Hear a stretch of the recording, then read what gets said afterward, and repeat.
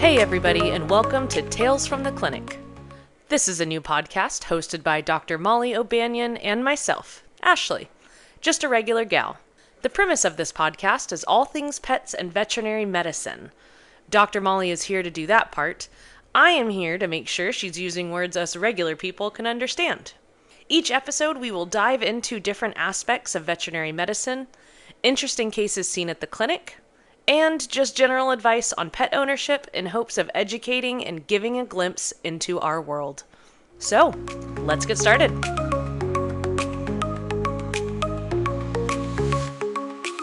Hey everybody, welcome back to the podcast. We are diving into topic two of exotic pets. Can you, should you own one? Last time we talked about pocket pets, mammals, I guess you'd say. This time we are going to talk about reptiles and birds. Bird. So same kind of breakdown, I guess what they need for their living environment at home, things that some people don't consider, things to consider with medical stuff, and obviously not exact numbers on finances, but kind of understanding what's cheaper and what's not cheaper. I don't think any exotic pets are really cheap, honestly. No. Well, some of them are definitely more expensive than others. Yeah. Do we want to start with reptiles or birds? Because they're very different. I guess let's start on the ground. On the ground. The crawlers. Best way to start is on the floor, on ground level. Okay, so let's start with Reptiles. Scaly things. The things that go bump in the night. Amphibians. Reptiles and amphibians are not the same thing. I know they're not the same thing, but they're both... Should we throw amphibians in here? Probably. Are they that different? Yes. Oh. Oh. Oh, no. Okay, so when you're talking about exotic species that are not mammals, reptiles is the best place for a beginner. They're the least management, they're the least expensive, and they are kind of the easiest. Even though they're not necessarily easy, but they're kind of the easiest. Now, not all reptiles are created equal, right? So you have lizards, snakes, turtles, tortoises, crocodiles, Geckos, and all of them need different things, and all of them have different environments that they have to stay in, and all of them have different disease processes and different diets, and it can be as extreme as, you know, a bearded dragon that eats mostly vegetables with occasional mealworms to snakes that are eating live mice. Yeah. And you need to be able to cater to whatever pet you want to get. The most common, I would say, are probably your turtles, your easy snakes like ball pythons and corn snakes, and your easy lizards like bearded dragons. Yeah, we see a lot of bearded dragons.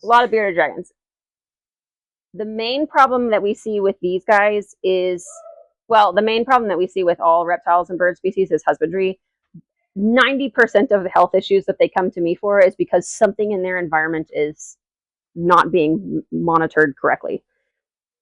And if you Google it, you will read 5 different things about how to manage them. Yeah. Which is very helpful. Very helpful. Very helpful. So when I say husbandry, I mean humidity, temperature, diet, and handling. Diet includes nutritional supplements. Yeah. So, where can you find this information? You know this one. If you're Ashley, okay. Let's pretend. Let me focus. Put my Ashley hat on. And you were like, hey, I've decided I want a bearded dragon and I'm going to PetSmart today. Where would you look up where to find the correct environment, temperature, humidity?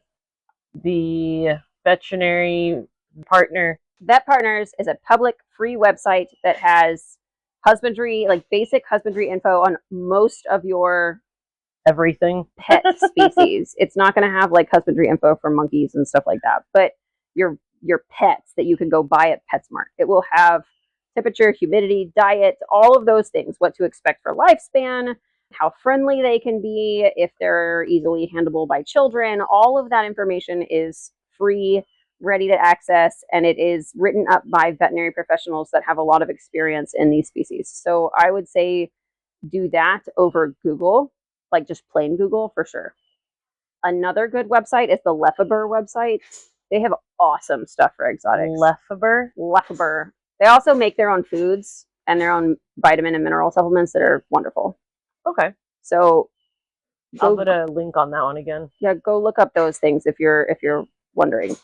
Okay, when I say temperature and humidity. Yes. I had to watch my neighbor's snake for her. And she had a hot side and a cold side. But she did have like a heat lamp. And she had a little temperature gauge for it. But then the other one, I think she had, it looked like a night light, but she said it was like a moon lamp or a nighttime warming lamp. It was a different temperature heat lamp. Mm-hmm. And so that both sides were different. Mm-hmm. And then there was a squirt bottle. And there was something I had to put into the water. Oxygenator? Oxygen. Or maybe like more wetness. I don't know. You had to add wetness to the water? Dude, I don't. It was something you squirt into. That is the craziest pet sitting story ever. It was blue stuff. You squirt it into the water bottle. And make it wetter. I don't know. I can't remember. You're doing fantastic. And then I squirted that into the tank, and that combined with the heat lamp made it humid. Humid. Okay. That was great. Thanks. This is great. So you need a large enough enclosure for almost every single species so that there's a hot side and a cold side. The cold side, every species is different, but generally you want it somewhere in the mid 70s to upper 70s. The hot side, everybody's different, but generally you want it in like the mid 90s to low 90s. And it's very hard to accomplish this cool side and this hot side without a big enough cage because you put a hot lamp on the hot side and the heat just radiates over to the cool side. Yeah. So you need a temperature gauge on the hot side, a temperature gauge on the cool side, so you can monitor those numbers separately. You need the different types of lights that make like the UVA, UVB on the cool side without the heat, and then the UVA, UVB with the heat on the hot side. Yeah.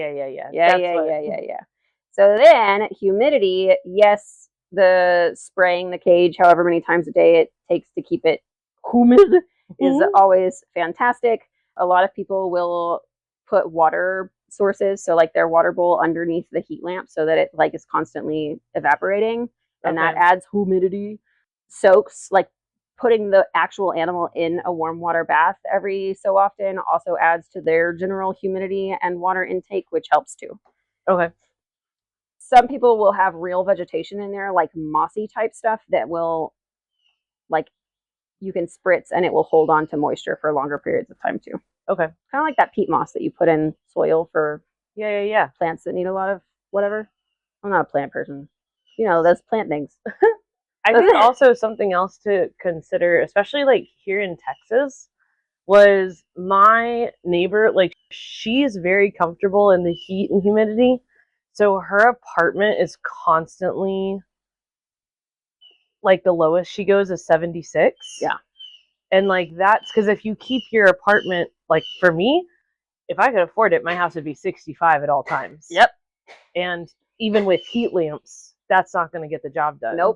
Nope. You also, and you have to think about like your environment. Like we live in Texas. Right now it's what, 94 degrees outside? Yeah. And it's humid. So like we don't have to do much. Like I have a corn snake. Yeah. She's chilling. I don't have to do hardly anything because she's just by a window that does the most, you know? Yeah. But if you live in Wisconsin or Alaska and you want to bring a ball python home that's an Amazon creature, you're gonna get creative. Yeah. You want a chameleon up in your Alaskan wilderness home. Oh my gosh. Good luck. Power to you. Diets. Most captive reptiles, unless the people know what they're doing, just innately have what we call metabolic bone disease. I see that almost every single reptile that walks through my building. I'm like, what degree of MBD do you have? Because, friend, you look rough. So they need a large amount of calcium, but they can't absorb their calcium without vitamin D. And so if you're buying a calcium supplement that doesn't have vitamin D, you're literally just making their pee strong with calcium. And they have to have UVA and UVB radiation, which not all heat lamps have that. So if you don't have UVA, UVB, or you're not supplementing vitamin D, it doesn't matter how much calcium you're giving them because it's not going anywhere. Gotcha. They're just excreting it. And this is also kind of like how the pocket pets were. Those hamster diets. It's not a hamster diet. It's just seeds. Yeah. Like it's McDonald's. They need more than that. They need fresh. I mean, think about what they're eating in the wild. What does a lizard run around eating? Bugs. And weeds and moss and grass. Yeah. And he's getting into your garden and he's nibbling on your cucumbers. Like, you know, it's not a pellet. Yeah. Another vitamin that's really, really underhyped that all of you reptile people really need to go home and see if your supplements have it is vitamin A. A lot of the vitamin supplements don't have it, but we're also not feeding a lot of like rich leafy greens and a lot of red vegetables and fruit. And that vitamin A is responsible for not only their skin, but it's responsible for their eyes and their ears. Oh, okay. So every time that I see a turtle come in with those ear abscesses that they get, the puffiness on the side of the head, I'm like, you don't have vitamin A. Yeah. It literally was a vitamin A deficiency that caused the eye issues, the ear abscesses, a lot of the skin rot. It's something so simple, but nobody teaches you that. Yeah. And you think if I buy a multivitamin, it has what they need. Yeah. Not so. Not so. How about lifespan? So most of your That's reptiles can live to be in their teens. So it's not like a hamster where it's going to die in 2 years. Like, it's a bit of a commitment. Yeah. Sevi, my snake, is 15 years old. I got her when I was 21. So, like, you need to realize that you're in this for about the lifespan of a dog or a cat. It's not a mouse. Which I don't know how many snakes you know that live in the wild that make it to 15, but that's a different issue. I'm still shocked that she's still going. It's crazy. That child is older than all of my human children. That's insane. Remember when that turtle came in a few years ago, whose beak had grown and it looked like a duckbill? Yeah. Was that just a vitamin weirdo thing, or was it like turtles sometimes need beak trims? It's dietary, but it's also like you don't have enough material in there for him to be doing it himself. And his beak was growing abnormally because his diet was wrong.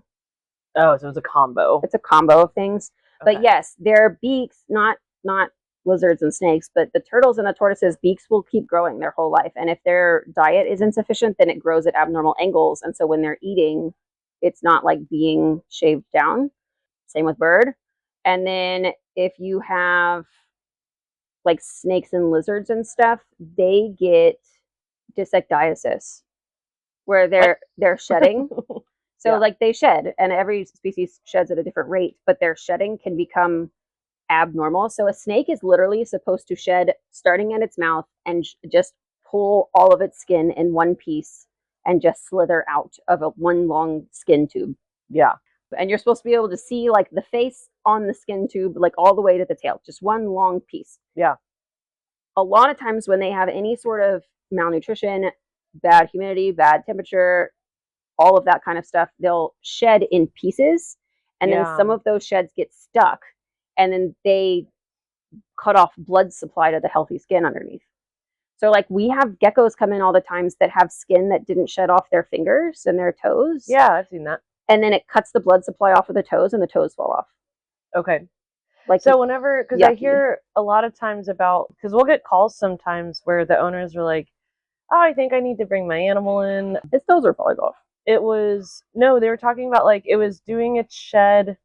It seemed to be having some difficulty, so I let it soak, and then I took a Q-tip and was trying to help it. Is that a first good step if you know what you're doing?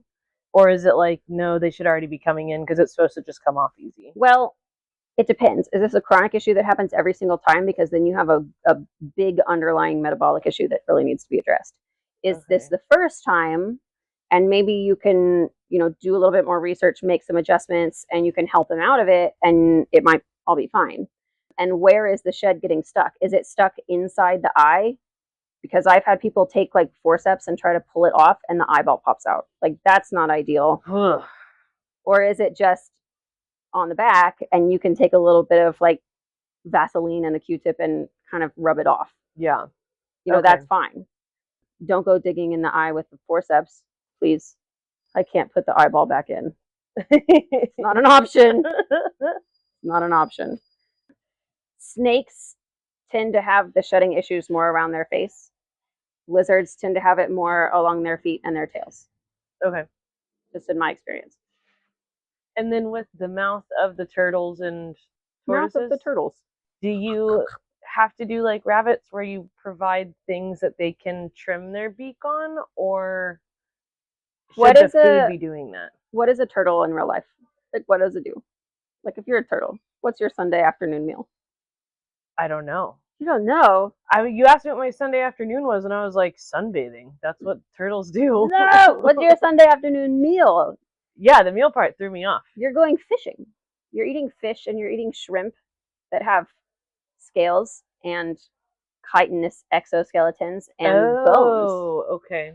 So as they're eating their fish, the bones are filing their stuff. Gotcha. Their face parts. Their proboscis. I'm still thinking about sunbathing on a log. Oh my gosh. In real life, we give them turtle pellets. What is a turtle pellet? Bones held together by something? I don't even know what a turtle pellet is. It's probably sawdust. Who knows? If you're feeding it live fish, then you probably won't have the beak issues. If you're feeding it turtle pellets. Okay. You know? Yeah. Well, and that's a whole... Yeah, that's the part where because it's not like you can go to the store, buy a bag of dog food, and then you're set for like a month. This is like you have to go and get live feed. Yes. Once a week? Once every 2? I don't know how often. It depends on which one. Yeah, that too. I mean, I have some people that have like a bunch of lizards, and they just keep cricket colonies in their house. Yeah. So they're just like having crickets reproduce in another room so that they can feed them to their lizards. Yeah. But you still have to get fresh vegetables all the time. And how long do vegetables last? A couple days. Right. Especially if they're in a humid environment. Right. And you're not going to feed like canned green beans to your beardy. Well, I mean, I guess you could, but I don't know how that's going to work. And then also what's the difference between like a live rat versus like those frozen rats? One's alive and one's not. That was a crazy question. I mean, well, is there like a difference between like in health? Yeah. No, because all it is I did phrase that stupid. That was excellent. All it is literally like there's somebody who farms the rodents. They humanely euthanize the rodents, not with drugs. And then they freeze them. They like flash freeze them and they put them in bags.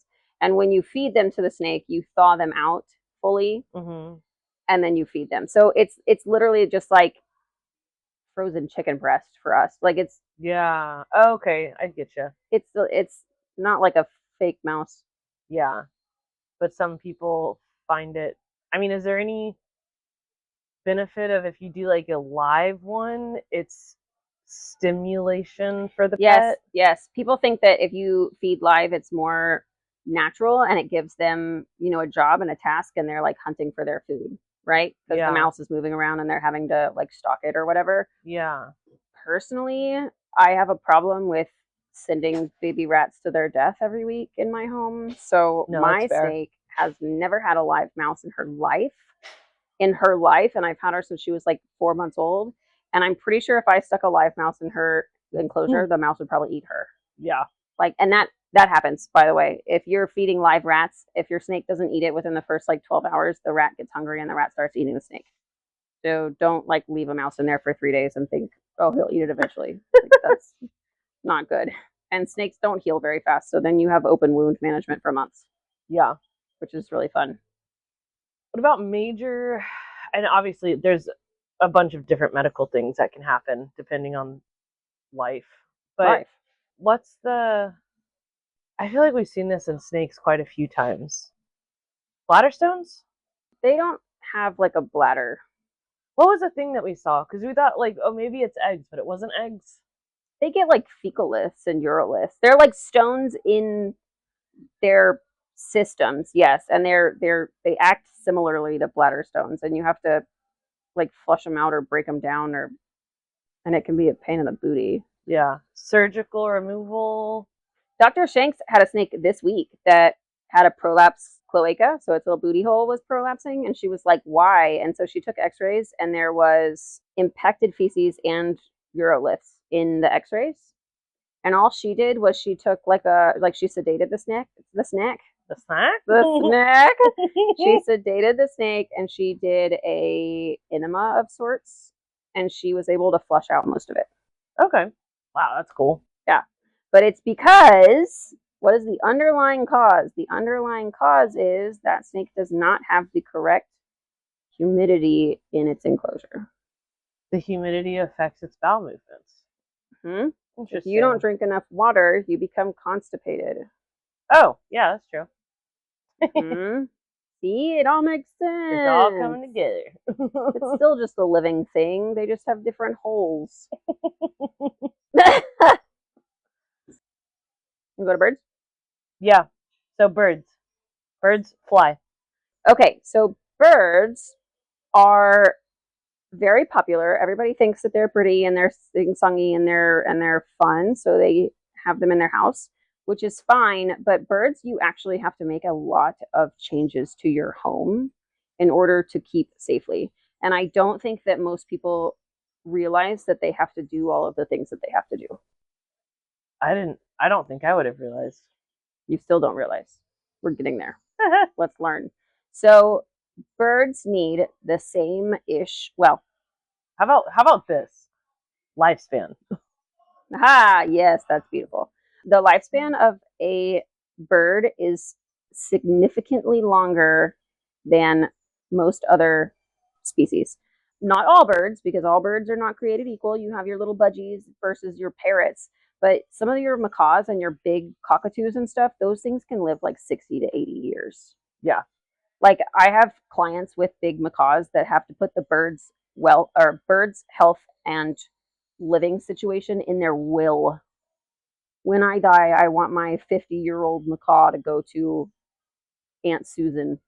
You better hope Aunt Susan wants to take it. Right.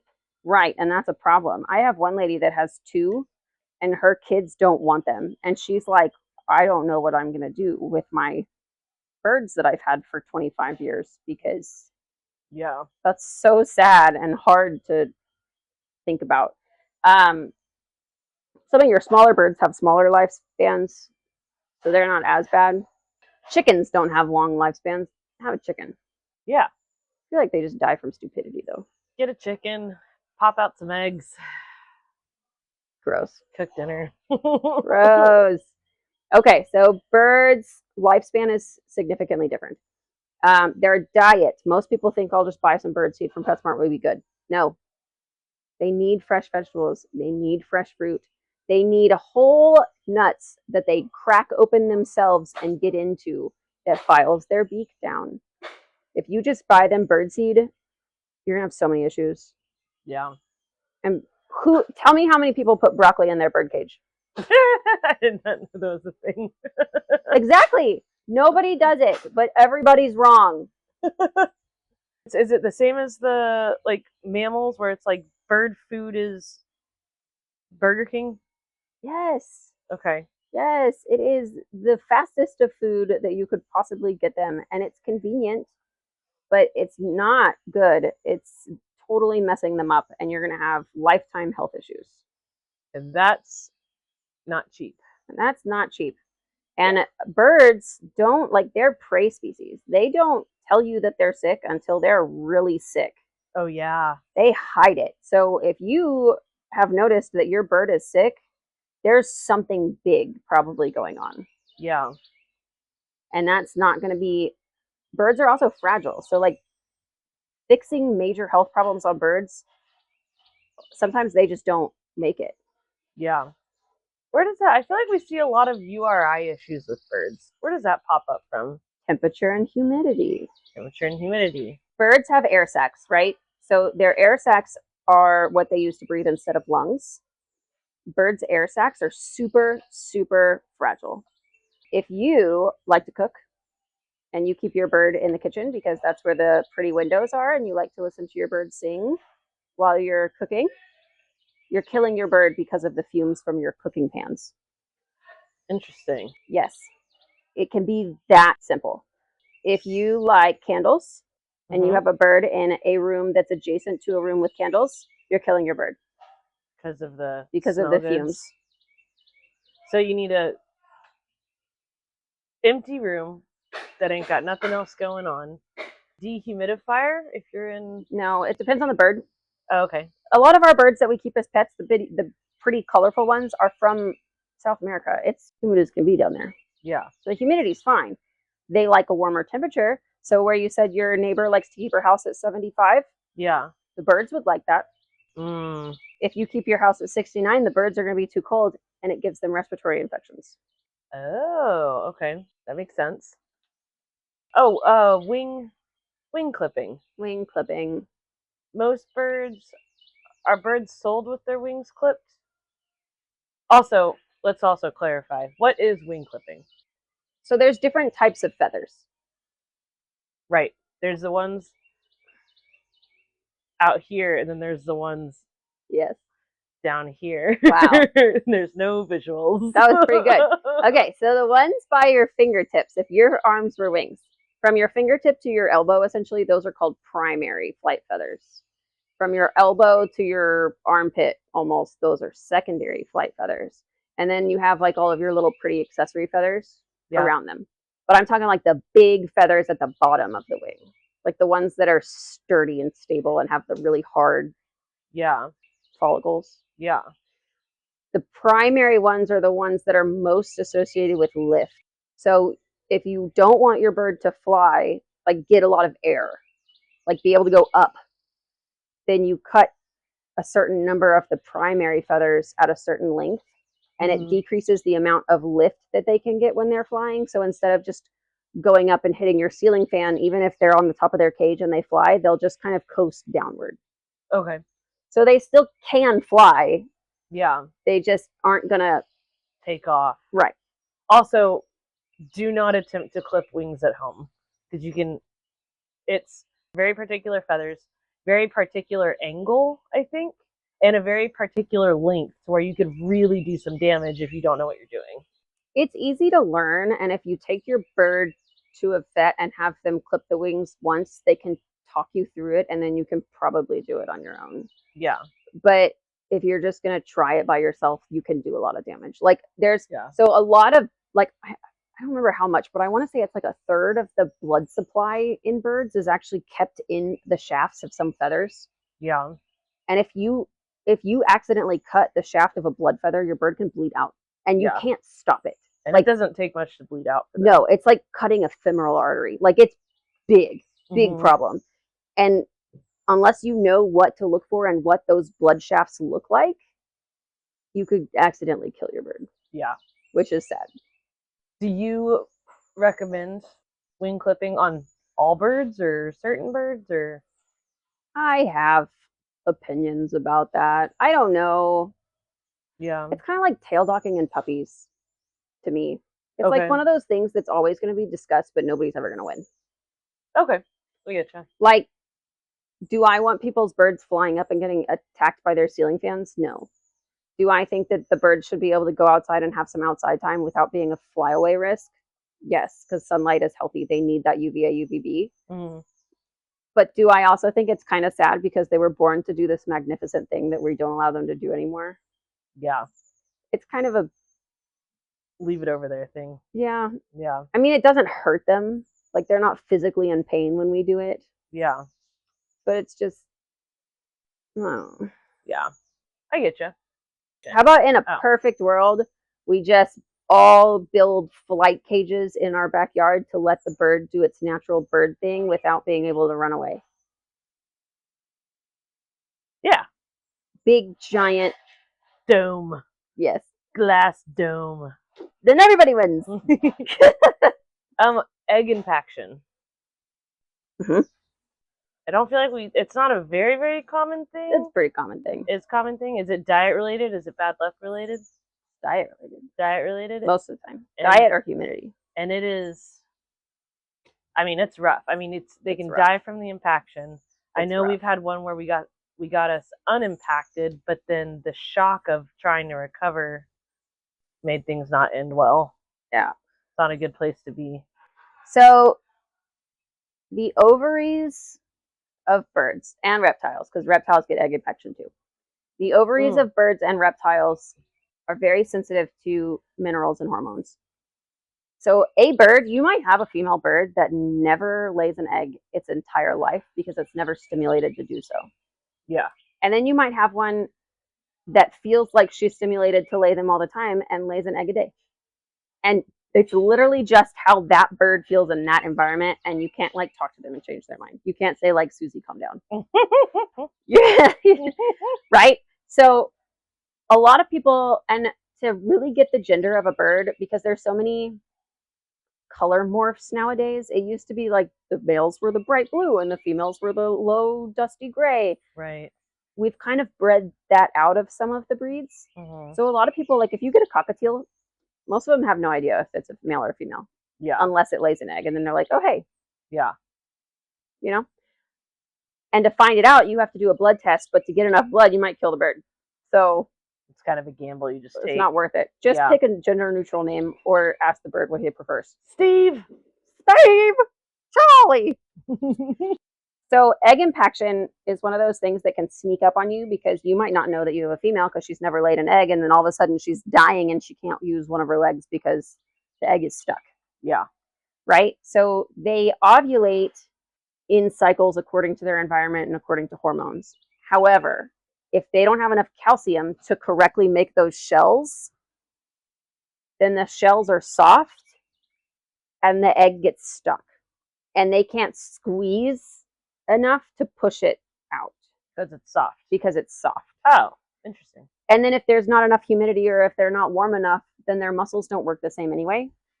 So like if your environment is not perfect or near perfect, and your diet and your nutrition is not perfect or near perfect, their bones don't work right, their muscles don't work right, their hormones don't work right, they are not processing their vitamins right to do things like lay eggs and breathe correctly, and like it's their whole system just doesn't work right.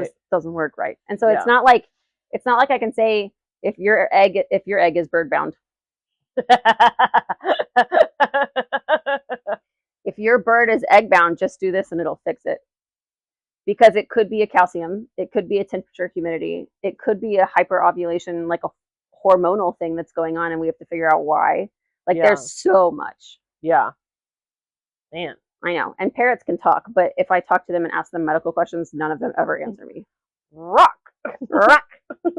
We have a Carrie, my regional director, she has a bird that lives at Climebrook, and this week I guess she was on her cycle because she was being an absolute just jerk. She was just in a mood, like a foul mood, and you would be in the lobby talking with a client and she would go, ha ha ha, stop. Luna, keep it to yourself. Like, I can't. That's awesome. So sassy. And see, that's the fun part about birds, but birds are also, they're intelligent enough beings that they can talk. Yeah. So think about the wiring in their brain and what kind of stimulation they actually need versus what we're giving them. Yeah. That's a ton of stimulation. They can talk. How much do they understand? I don't know. But they can speak. Yeah. So they need puzzle boxes. They need daily activity. They need obstacle courses. They need, you can't just stick them in a box and give them a light like a snake. Yeah. Like Seti, my snake, I don't think she thinks. I think she's just there. Yeah. Birds, if you don't stimulate a bird enough, they will pluck their feathers out until they kill themselves. Yeah. Oh yeah, we've heard about that a few times. I've seen them like actually chew holes in their skin just because they're bored. Yeah. Which, that seems crazy. Wouldn't that hurt? Don't you think you'd stop? You're smart enough to talk, but you're not smart enough. Oh. So birds are a huge time commitment. Like people think, oh, I'll just get a little bird, it'll sit in my kitchen and it'll tweet and it'll be so pretty. No. You need to carve out, depending on the type of bird, but you need to carve out time every single day to dedicate to entertaining your bird. Yeah. Plus having a job and having a life and then doing that for 60 to 80 years. Right. Like if you have a parrot, yeah, those things need, like Amazons. So Amazon Greys are beautiful. They're one of the smartest parrots, and they are the most known for self-trauma because they are very, very hard to keep up with. They're very smart. They need a lot of stimulation. You can spend 3 to 4 hours a day with your Amazon Grey, and it still may not be enough. Yeah. Yeah. Right. I don't have the energy for that. Imagine entertaining your cats for 3 to 4 hours a day and them still being like more. Yeah. That's actually why I got cats, because they sleep so much. Yeah. I sleep so much. Don't get an Amazon. No. There was one time it actually worked out really well, which honestly, it might be kind of a PSA. Whenever I lived in Lubbock, I was hanging out with my friend, and we were at her house, and they're big animal lovers. She lived with her sister at the time. And I don't think there was a storm or anything. It might have been mom kicking us out of the nest, but there was a little baby, just classic backyard bird. Classic backyard with, bird. Like, its feathers, but I think it still had a couple little fuzzes on its head. Like, it was small. And it was just on the ground in the backyard. We stopped the boxer from eating it, and we were like, this is so cute. So we went to the thrift store, and we found this cute little red and white bird cage and had it there, and we were trying to, feed it, and we were feeding it the wrong things. I think we did crackers soaked in milk. Perfect. No. Learned that later. But it probably got kicked out of the nest because it was already sick. And I was like, oh yeah, if this thing works out, because I had a friend he had birds and he loved them. He spent time with them quite a bit. And I was like, oh, cool. I could just, I'll be a bird person. Yeah, and I've like and it obviously ended up passing away after a few days. But the more I've been in this industry and the more I'm learning how many multiple things were probably wrong and I was doing wrong, I'm very glad it did not work out. But you didn't know. I didn't You know. tried. But I think it's a good PSA to where if you find a bird in your backyard, don't think you're Snow White. Like, you're not going to just suddenly be like, I'm a bird person now. Because if that bird gets better, it's a very long commitment to just be like, it fell in my backyard. Yes, and you might have to change your entire life cycle. No more candles. No more cooking with anything. Good, no tasty. more. Yeah, like, Yeah. And it wants you to sit there and talk with it and have personal conversation for 2 hours every day. I love birds. I like to play with them, and then I like to give them back to their owner. Yeah. Because at this point in my life, I don't have the time. I don't have the commitment. Yeah. Amphibians, just real fast, don't do it. Unless you're a professional. Don't do it. They're so hard. Yeah. Their skin absorbs everything. And if you touch them and you have lotion on your hand, you'll kill them. Like, just start with a snake. Yeah. Like a corn snake. What technically, I'm blanking right now. What classifies as amphibian? Frogs, toads, salamanders, newts. Okay, got it.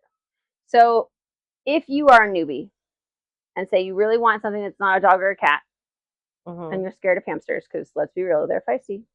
Yeah. And you're thinking, what would be right for me? Here would be my suggestion. Look into snakes and basic lizards. So your snakes and your bearded dragons. I would start there, get one of those, see if you do well with that, and then grow into maybe a larger boa. And when I say snakes at the beginning, I mean like corn snakes and ball pythons, like the small, easy ones. Yeah. Maybe grow into a larger boa or grow into a gecko. If that works well, then you can try chameleons and monitors. But chameleons are finicky. They're hard. Yeah. And if you're just dead set on birds, I would start with your little songbirds. So like your cockatiels and your lovebirds. Before you branch into any of your parrotlets. That includes quakers. That includes cockatoos. anything that can talk needs a lot of time. Yeah. Really know if you're ready. Test drive before you get Right. to the talkers. And then please spend a lot of years in exotics land before going to amphibians. Don't go Okay. find a frog on the side of the road and save it, please. Yeah. Because number You one, won't. they're endangered. Number two, you're going to kill it. Yeah. Oh, also, a lot of people don't know this, but the Texas tortoise is a natural tortoise species that we have. They're kind of smaller. Mhm. People find them all the time and keep them because they think I'm saving a turtle and I'm going to keep it as a pet. It's illegal Okay. because they're protected Are those the ones we see crossing the road at the sometimes. golf cars? Sometimes. Okay. So Yeah. Texas tortoises, leave them alone. Also, fun fact, if you see a tortoise in the road and you need to get it out of the road, you move it in the direction that it was already going. Yes. I help. Don't put it in your car. You help it along. Don't turn it around. That's not where it was going. It was going in a direction because it wanted to. Help it in that direction. Like a grandmother in the gas station parking lot.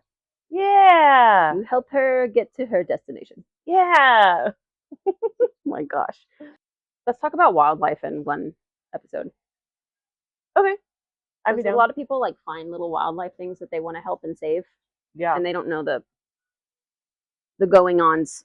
The going on. You know? Yeah. No, that's fair. Again, everybody wants to be Snow White, and it's usually illegal. You can't be Snow White because I'm actually Snow White. I actually don't like Snow White. Her hair's too short. Can I be Pocahontas? Or I could cut your hair. No. Dang it. Yeah, you can be Pocahontas. Okay, sweet. I'd be Pocahontas. Who would I be? We'll do a different episode on that. Don't worry. Anyway, again, veterinarypartner.com. Lefeber. I will put the links down in the description of this episode so you don't have to try and figure out what I'm saying. Here's your top 3 resources for anything exotic life related. Veterinarypartner.com, lefeber.com, and drmollydvm at gmail.com. Nailed it. Ta-da! Ta-da! We hope you learned something. If you have questions, of course, like these are like, there's a lot of things that we didn't cover. And if you have specific questions, feel free to ask. Cover. There are hundreds of species. Yeah. Just reach out to us, let us know, and we'll catch you next time. Make good incisions. Thank you for joining us on Tales from the Clinic. Again, we are your hosts, Dr. Molly and regular Ashley. For more insider scoops into the vet med life and pet ownership, hit that subscribe button for updates on new episodes, and of course, share our channel to spread the word. Check the podcast notes below to see how you can get in contact with us. You can find all of Dr. Molly's affordable pet healthcare clinics on social media as well. Thanks again, and talk soon!